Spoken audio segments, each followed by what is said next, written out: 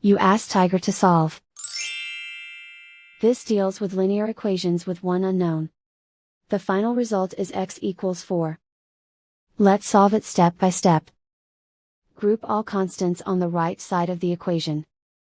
Add 12 to both sides. Simplify the arithmetic.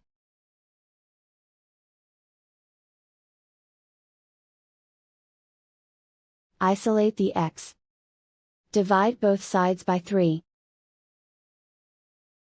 Simplify the fraction. Find the greatest common factor of the numerator and denominator. Factor out and cancel the greatest common factor. And so the final result is x equals 4.